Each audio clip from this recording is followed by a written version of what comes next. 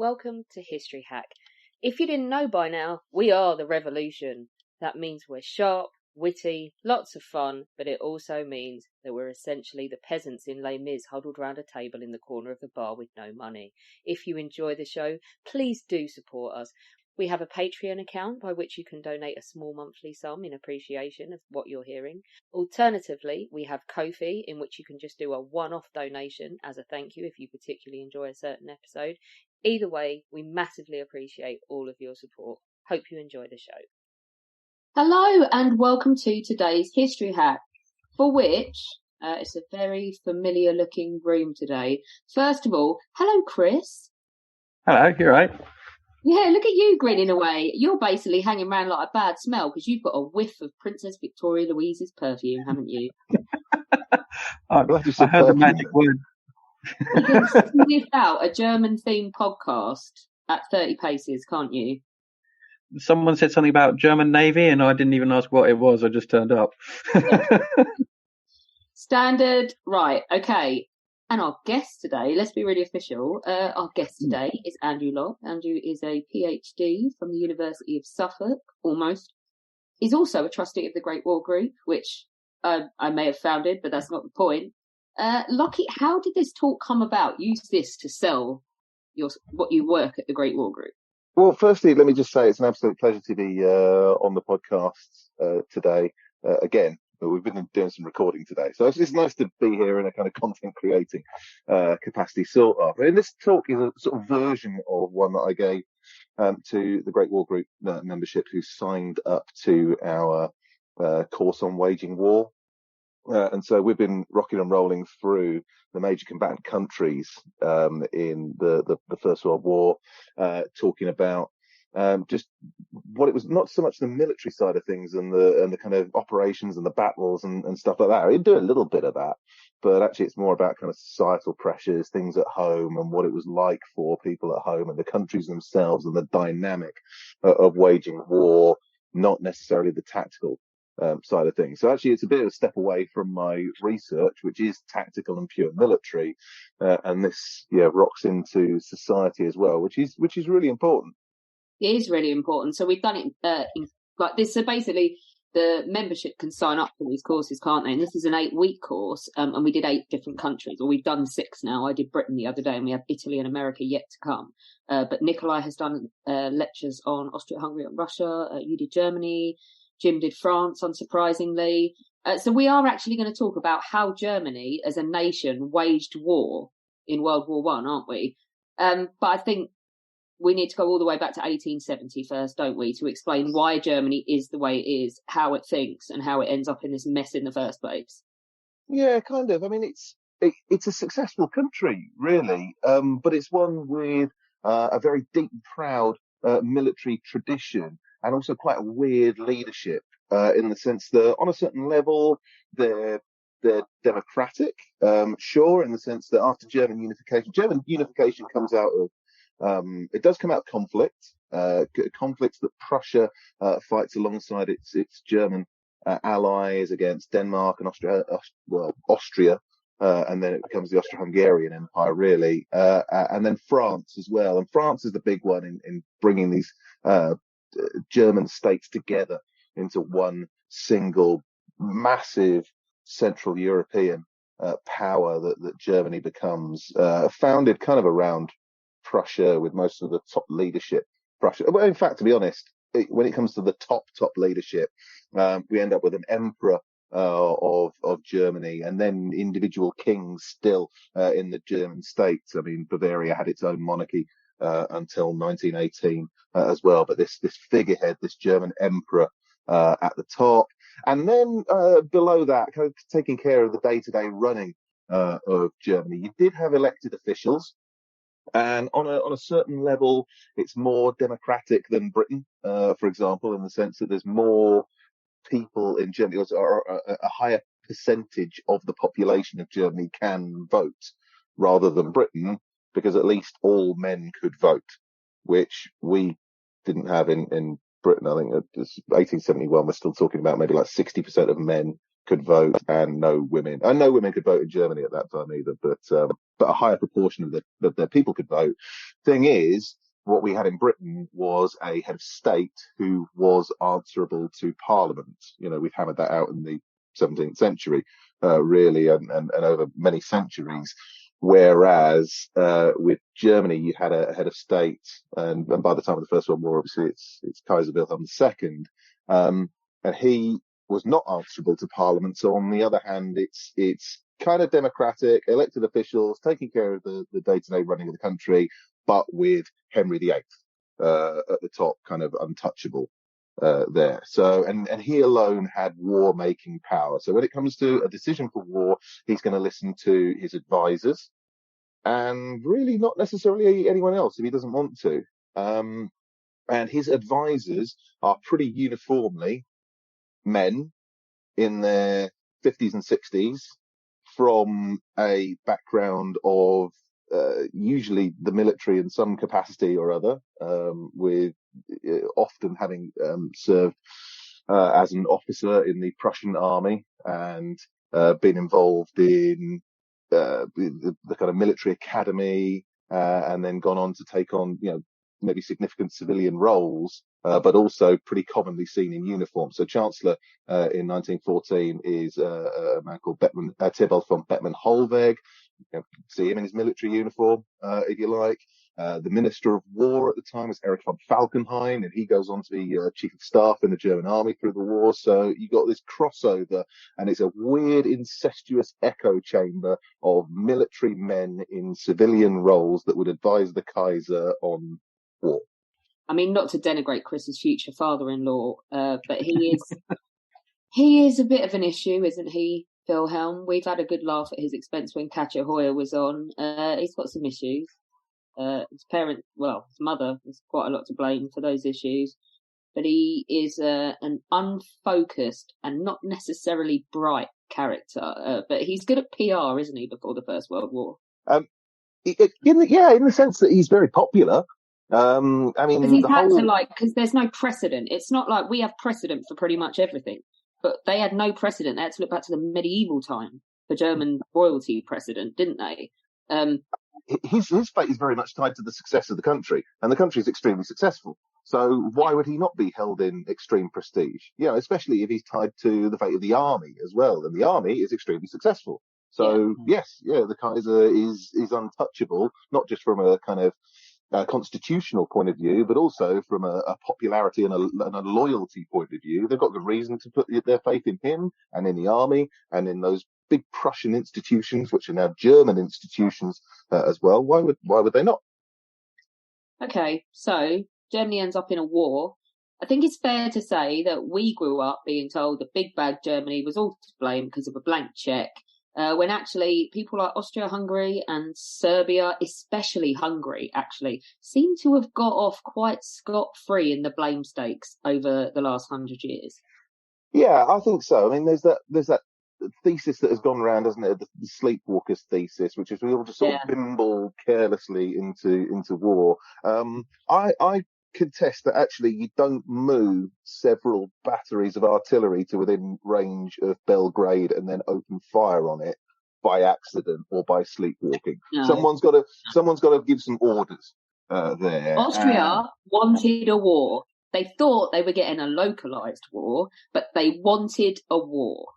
Yeah, and I think they had problems, and they didn't have the wits to come up with anything other than a big war.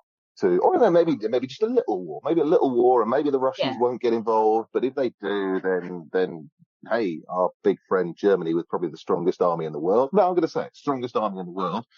Germany had in backs, and they Hungary very much to blame for this, because Hungary doesn't want to improve matters in Austria-Hungary, you would have had to give better representation to more people. And Hungary are massively in opposition for this, because at the moment, it's only them and Austria. You make it a tri-monarchy with Slavs having their say as well, and Hungary misses out. So they are blocking a lot of what Austria might have considered prior to the First World War.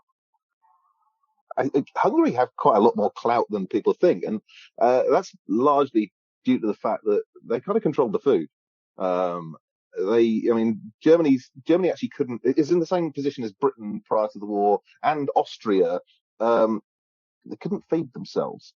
And so Hungary quite rightly thought that they should have a significant amount of say within the Austro-Hungarian Empire. But then you're right. I mean, how many languages have you got in the Austro-Hungarian Empire? 19, is it? But that when you had the wars of unification that bring Germany together, Bismarck could potentially have said, yeah, let's bring Austria-Hungary into this and create this gigantic Central European superpower with a German language at its core. But I think Bismarck went, no, do you know what? I don't fancy that actually, and all that nonsense away to our south. So let's focus on just Germany itself and leave the Austro-Hungarians to do their thing. And they stay friendly. I mean, what kind of brings them together, I guess, is the fear of encirclement that Germany really had. Bismarck was also quite. He didn't like the Austrians because they were considered to be massive rivals to Prussia, and they thought if we get Austria involved in Germany, then they're going to start trying to take power away from us, and Prussia's in charge. We don't want them to to mess up our nice idea. I think the blank check does exist, though, doesn't it, Lockie? And Germany is, in part, just as all the countries are, culpable for the beginning of the First World War. Yeah, again, they had problems and they couldn't think of anything better than a war to solve them.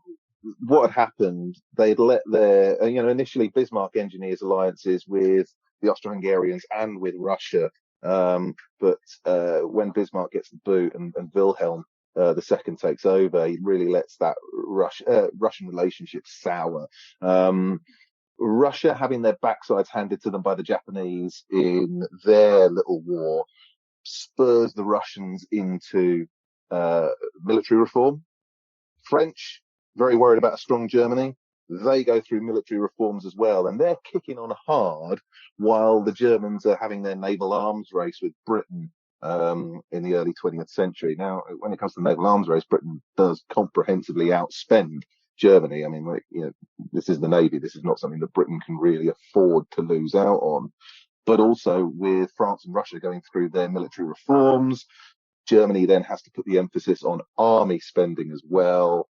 And this is when there's fighting going on down in the Balkans as well. So things are cooking. If Germany's sort of feeling like war could break out across Europe. If it does, it's surrounded by the French and the Russians in this cast iron alliance. If it does, is it better to have a war sooner while Germany has the strongest army in the world?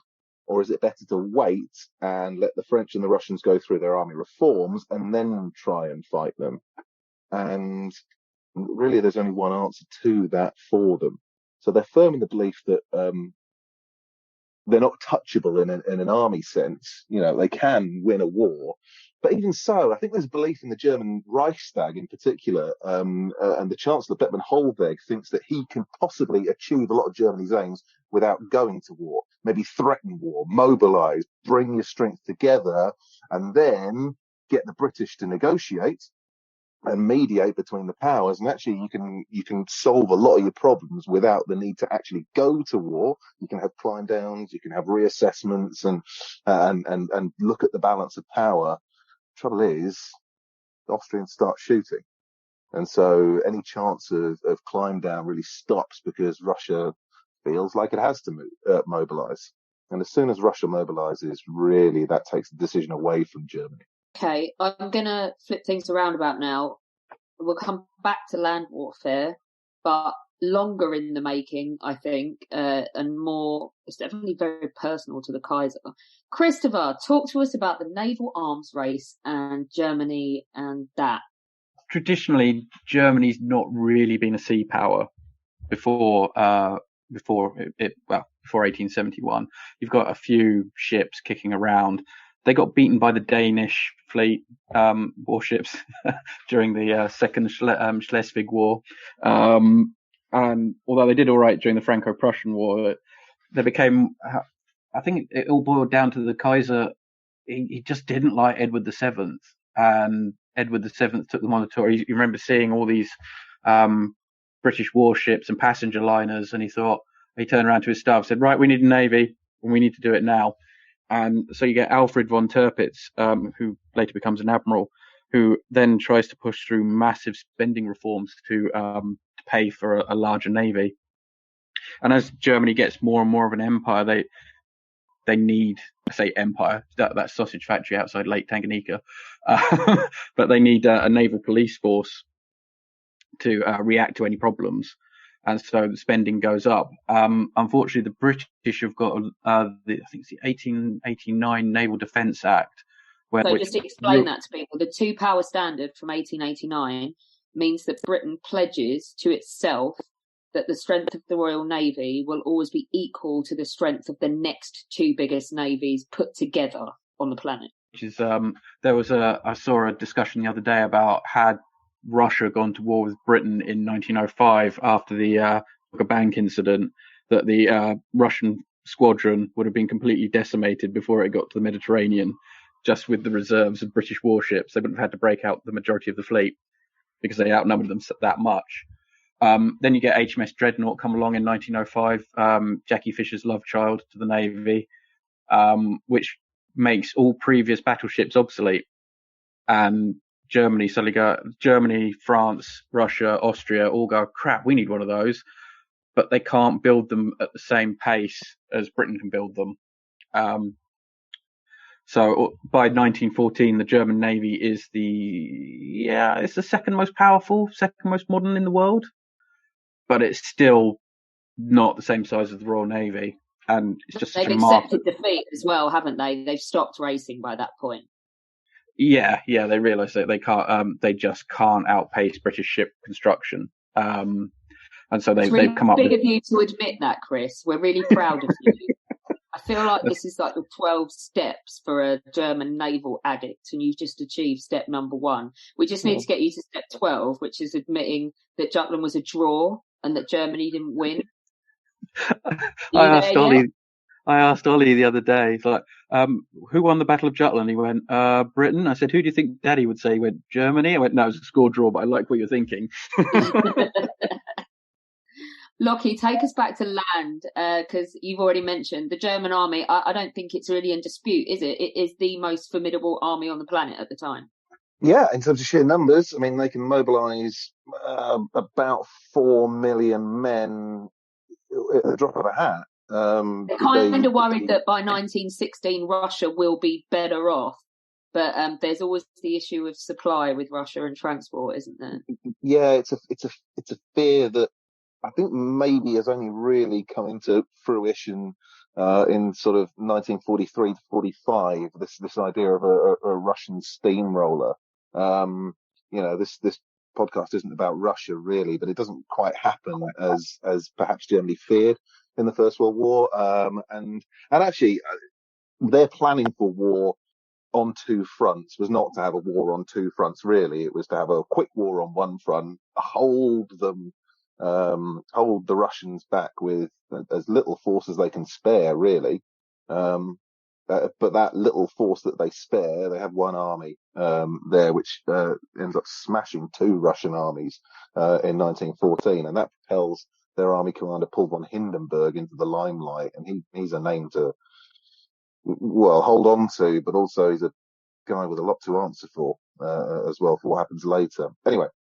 Off in the West, things don't go so well. The failure of the Schlieffen plan to encircle, break through, get round to Paris, knock the French out of the war, knock the puny Belgians and pathetic little British army forces aside.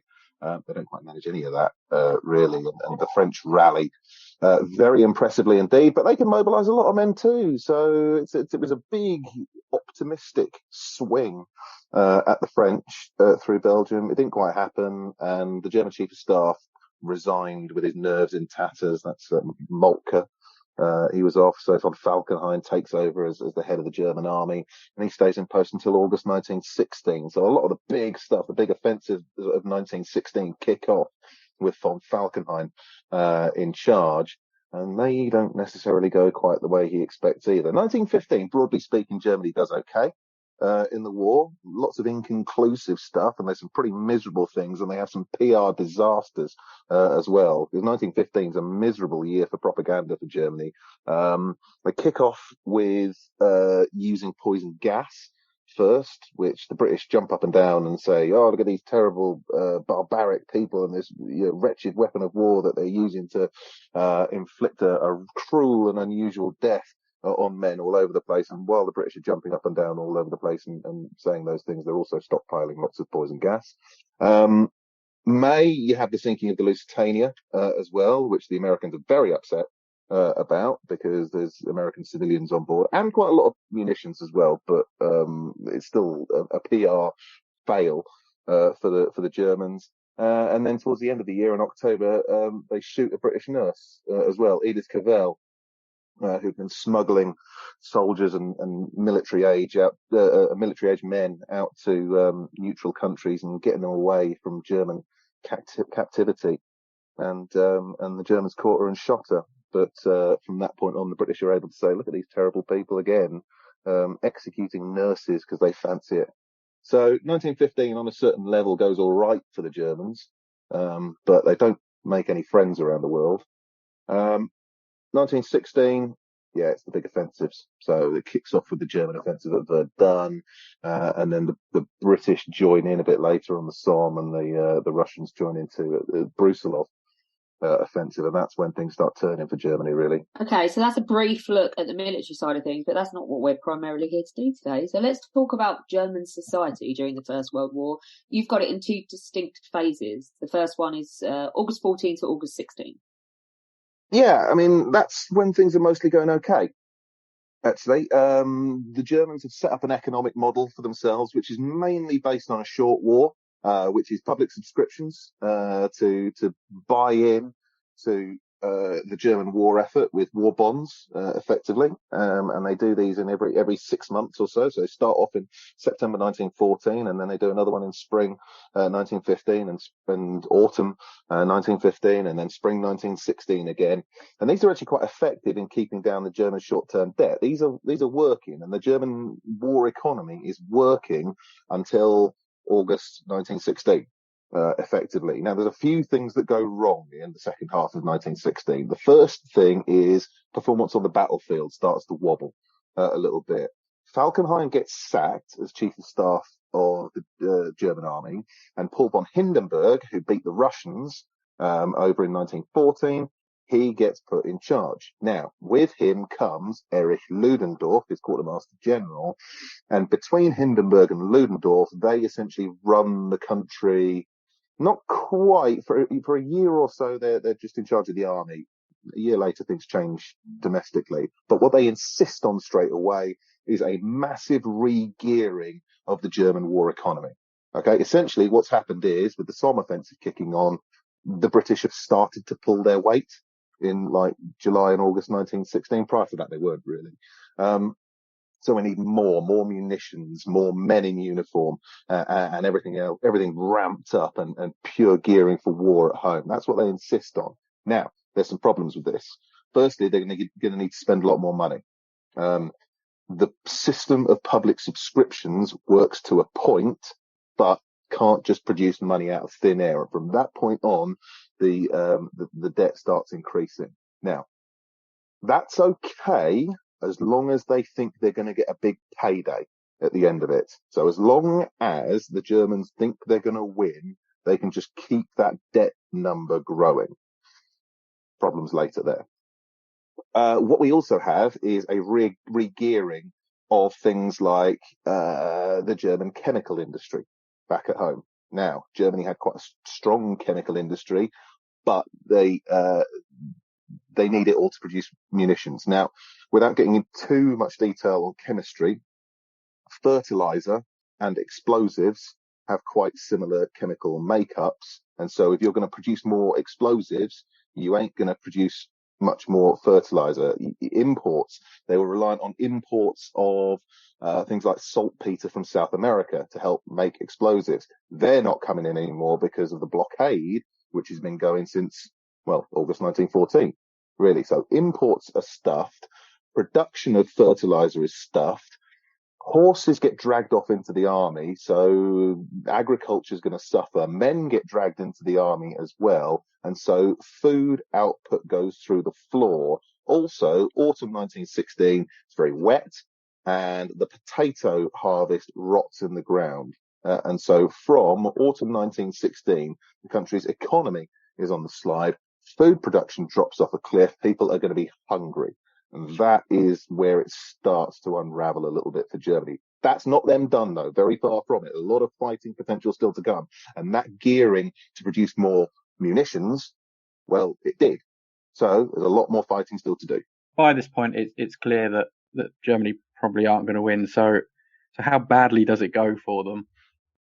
Well, you say that clear they're not going to win. Actually, I mean, 1917 is a really interesting year. I mean, after they gear things up for war production at home, I mean, it works to a point. They do produce a lot more stuff. Lots more of the sort of smaller variety of machine guns, loads of artillery as well. And they also changed the focus. So where they'd attacked the French in 1916, from 1917, it's really going to be the Russians that they go for. And it works. So 1917 starts pretty scarily for Germany, because you have the big offensives in the West. The French offensive doesn't go very well, as we know. The Naval offensive does fail, but the British look to be very, very strong. And the Russians go through their February Revolution, but the provisional government that comes in seems to think they're going to continue the war. So in mid-1917, and the Americans join it, of course, as well, in April 1917. So middle of 1917, that's when the Germans are probably a little bit worried, and that's when you have the big discussions in the Reichstag to discuss the possibility of peace. Now, the main kind of result from that is the Chancellor who allowed the debate on the peace resolution is our man Bettman Hollweg, who'd been in there from the start. Hindenburg and Ludendorff go to the Kaiser and say, this guy clearly isn't patriotic enough. He's allowing us to talk of surrender without annexations. We need him gone. Kaiser says, yes, okay, we'll stick someone else in. Then, and they end up going with a total nobody called Georg Michaelis, who just relies on his army support for all of his power. He's an army sock puppet. It doesn't last too much longer, but he's there for now, and it's basically a military dictatorship is essentially what we have. So that's 1917 kind of from a political point of view. What happens thereafter on the battlefields, the Western Allies' offensive stall in Flanders. This is Third Ypres campaign, and even Cambrai later doesn't achieve what they wanted to. So you have the British army tangled in barbed wire and Flanders mud at the same time as the Germans are smashing the Russians again. So they force their way into the Baltic countries and capture Riga and smuggle Lenin back into Russia as well. And then you have the Bolshevik Revolution. So you have the Russians actually dropping out of the war. Now, it doesn't go quite as easily as the Germans hope in terms of bringing soldiers over to the West, but they can bring a lot. So having gone from a very low ebb in morale sense in the middle of 1917, and the fear that they're not going to win, or is going to really struggle to win, we get into early 1918.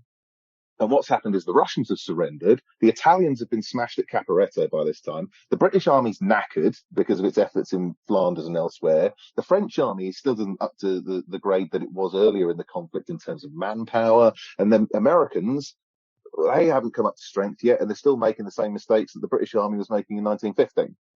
So when we talk about kind of it being clear that the Germans weren't going to win, actually, you take a poll in Germany in early 1918, they're absolutely convinced, there's no doubt in their mind, that victory is just around the corner. And when the big offensives start in 1918, it seems clearer than ever that Germany is going to win, because they have great success early on. Now, this is a bit of a fig leaf for some big problems. There are loads of strikes at home, but people are really not happy. They're extremely hungry. The excess death rate in Germany is extremely high as well. And when we get later into 1918, it's really no exaggeration to say that hunger and conditions and disease exacerbated by hunger and conditions are killing almost as many people as on the battlefield. But while they think the payday is coming, they can put up with a lot, actually, the German people. And it's going back to, what we said at the start here. They had a lot of faith in their leadership, in their Kaiser, and their army as well. It's never let them down before. It doesn't seem to be letting them down now. And victory is just around the corner, and it will all be worth it. This war is such a one for the investment growing as conditions get worse, because the idea of surrender after all of this, or defeat after all of this, is just unthinkable. Okay, people have to keep fighting to the end, and that's the attitude in Germany. So when the German spring offensives fail eventually, they start getting tired in April and May, and by July, the French counterattack stops the last German offensives dead in their tracks. And then in August, you have the big British-led attacks at Amiens, which then kick on to that full front action commanded by Marshal Foch. Germany, by that point, is on struggle street. The big breakthrough is the Hindenburg Line going at the end of September 1918, and that's when the army leadership sends the word back to Berlin saying, yeah, we can't win this anymore. And you try and put yourself in the mind of some of these German people and the German leadership, and they've been feeding the people in Germany this diet of, going to win, we're going to win. And earlier in the year, it's like, we're going to win this year. This is our moment. This is Germany reaching the pinnacle of its power, and we are unstoppable, and we are going to be put in that position of greatness that we've suffered so long for. And then the word comes back saying, yeah, no, not happening. Sorry, what? And people are understandably very upset. So our new chancellor at that time, Georg von Hertling, he resigns. There's a real flap in early October to try and get a new chancellor in. Nobody wants the job. Who wants to be on the bridge of the ship that's sinking? It ends up being Prince Max von Baden who takes over, in close cooperation with the Social Democrats of the Reichstag, because they're the largest party. And ultimately, if they're going to try and form a government, they're going to be needed. And as things worsen through October and calls for an end to the war, immediate peace, and if not revolution looks plausible, it becomes clear they're going to have to take some pretty drastic methods to restore order, to avoid something like the Russian Revolution of the previous year.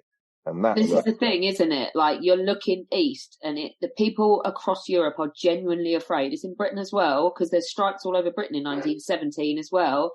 That this is a plague that is catching communism. Yeah, it is, and with it, it's not a happy-go-lucky form of revolution either. I mean, this thing in Russia, when it kicked on, was brutal and murderous. And so anyone of any kind of standing is thinking, oh God, if these people got the power, I'm going to get shot dead or chucked down a well or have my brains bashed in or something like that. And it really is that visceral fear that people had. All these politicians thinking, well, our country's going to fall apart. We're going to be dismembered unless we can hold things together back here. And so while the army is fighting, you have characters like Karl Liebknecht and Rosa Luxemburg leading protests and huge gatherings actually in Berlin itself. Berlin becomes so dangerous that the Kaiser has to leave and not run away completely just yet. He just leaves Berlin for the time being and goes out into the countryside. The armies carry on fighting, and actually kind of on the Western Front, the casualties among the Allied countries that are trying to defeat the German armies are still very high. But what Germany, because the German armies are still fighting, they've got no shortage of munitions either. They've got tons of artillery and millions of machine gun bullets. They're running short of men to fire them, but that idea of fighting on to the end is still there. But what Germany can't do at this time, because it doesn't have the economic strength anymore to back it up, or the industrial capacity to back it up, is send aid to the other countries that it was helping before. So that's the Ottoman Empire, that's Bulgaria, that's Austria-Hungary as well. And so around about the same time as the Hindenburg Line breaks, Allied offensives down in Macedonia break through the Bulgarian army as well. They're not receiving support from the Germans anymore, and so the Bulgarians stick their hands in the air. With that, the Ottoman Empire, with its northern flank now up in the air, says, hey, do you know what, we're done as well. And then the Austro-Hungarians, who had been trying to negotiate peace for some time by this stage, actually, separately, the new Emperor Karl really wasn't that interested in carrying on an horrible war. he now realises he's going to have Marshal Franchet d'Esprit at the head of a Franco-Anglo-Greek, Serbian, all sorts army marching on Vienna, and then meeting the Italians there potentially as well. So the Austro-Hungarians jacket. And all of this would be bad enough if the Germans only had their own enemies to fight. What you have is discussions in Berlin as the Western armies are being marched back, the Eastern allies are folding. You've got conversations going on between the army leadership and the political leadership saying, can you keep fighting? We're going to get some pretty harsh terms from the Western allies. Unless we can kill a few more 100,000 of them, then they might soften their terms up a little bit. And then we have the Kiel Mutiny. So on top of armies approaching from the south and southeast, their Western army being mauled by the British and French and Americans and even Belgians by this stage, they also have their own sailors jumping off ships with rifles and moving through cities like Hamburg and Kiel and Bremen. And socialist revolution fermenting in Berlin. So it really becomes a stage. Tell us what it looks like to a German on the ground. It must be terrifying. Well, yeah, complete chaos. I mean, by the time we get into early November, it is absolutely clear that the end is imminent. It's just a case of how Germany survives as a country after the inevitable defeat comes. Are we going to get some decent terms from the Americans? While they might hope for some decent terms from the Americans, are the French going to listen to them? Probably not. Well, this is the thing, isn't it? Because Woodrow Wilson has already made it very clear he's got this idea for a League of Nations. He's not really interested in vengeance and stuff. But tell that to the French. Yeah. So it's really not clear what they're going to get from them. And when it gets to the 9th of November is, of course, Day of Destiny in Germany anyway. There's so many big things that happen on the 9th of November historically, from, the Berlin Wall opening in 1989. This is a big one because essentially we have the armistice delegation away in France trying to get the French to stop killing their soldiers so that they can bring them back and fight the revolution in Germany itself. And so they're asking for peace terms. An armistice is absolutely necessary for Germany at this time. You have sailors moving through German cities, as we've said, but the crowds in Berlin start gathering. And it's just, you've got nothing else to do, really. Defeat is imminent. You want to know what's going on. So huge crowds forming outside the Reichstag building, the Parliament building, huge crowds following Karl Liebknecht around and going to the Royal Palace. And word reaches the Reichstag that Karl Liebknecht is about to proclaim a socialist republic in Berlin down at the Royal Palace. And one of the Reichstag deputies, a social democrat, Philipp Scheidemann, decides to preempt him by climbing out the window, one of the second story windows of the Reichstag building, climbs out, and to the crowd there, he proclaims a republic there on the spot. And his leader, Friedrich Ebert, is inside trying to negotiate or trying to work out what it is they're going to do, what post-war Germany's going to look like, and what can we sell to the Allies to make it look like we are serious about peace. Obviously the Kaiser's not going to be able to stay in post, but maybe we'll stay as a constitutional monarchy somehow. And someone comes running in and goes, what's that cheering going on? Friedrich, you might want to come and have a chat with Phil. He's just proclaimed a republic outside. So it's absolute chaos in Berlin. It's madness, but huge crowds expectant of some kind of redemption maybe for them, or at least hoping for the aversion of disaster, having suffered for so long. So it's incredibly serious and incredibly heavy stuff. No chance for Kaiser and Victoria Louise then. What does happen to her, Chris? Fill us in. Everyone wants to know what happens to your future wife. She marries in 1913 to another German prince. I don't remember his name. He's not important. And she lives out her life on her estates quite happily.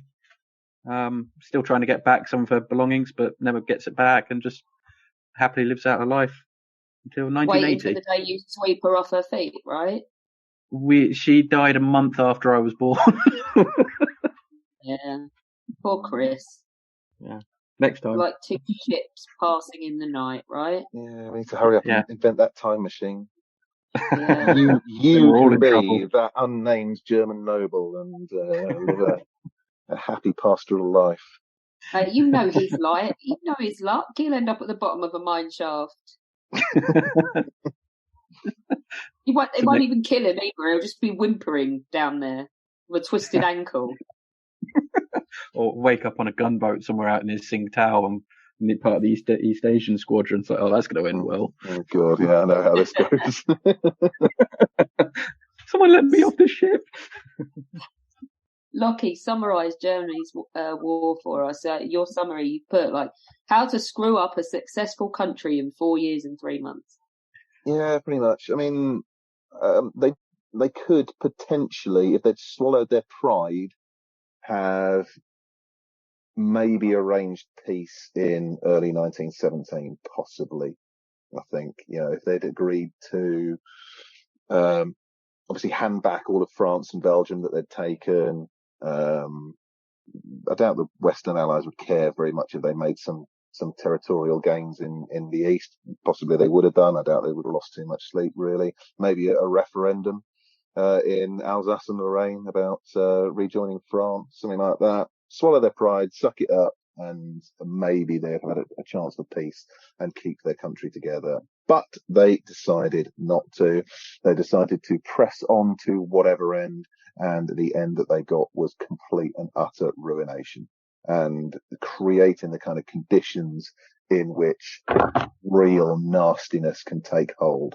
And if anything, I kind of resent the German leadership for doing this. I also think the Western Allies rather forgot their Machiavelli, in the sense that when you've got a defeated enemy there, you either treat them with kindness so they don't want to have a go at you, or you utterly wipe them out so they can't have a go at you. And they did neither. So, yeah, poor decisions all round, really. I mean, the German soldier could fight. In the First World War, it's a little bit different to the Second World War, in terms of the motivation for fight and the ideology they were fighting for. I don't think it's particularly sinister necessarily, in the First World War. It's God, King and Fatherland for the ordinary German soldier, same as for most of the other countries. But I think the leadership themselves could have done with giving themselves a bit of a shake and trying to lose some of that pride, which they never did. And there was consequences for all of them. Yep, thus sowing the seeds for World War II and everything that was to follow. Lockie, thank you so much. This has been brilliant. This has been a crash course in how Germany waged World War I unsuccessfully.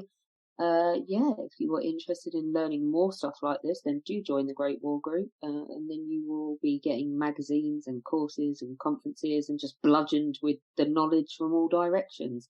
And there's quite a few opportunities for drinking as well. And Chris will be there wearing his German Admiral's hat. And teaching everyone why I hate England, apparently. Yeah. Yeah. He will be wearing other stuff, not just his Admiral's hat. Especially after the last conference. Yeah. Excellent. Thanks very much, Lockie. Cheers. Thank you. Our incredible guests give us 45 minutes of their time to join us and talk about their work or their new book. This is just a small taster. As a result, we have launched our very own bookshop on bookshop.org, where you can find our guests' latest books, you can support them, and you can support us on History Hack. 10% of every sale via our bookshop supports the podcast and allows us to keep going and bring you more top-of-the-line guests. You can find our bookshop at bookshop.org/shop/History Hack, or search for us in the shop section. Thank you so much for your continued support. We really appreciate our listeners and supporters. So make sure you get down to the bookshop and grab yourselves a new book.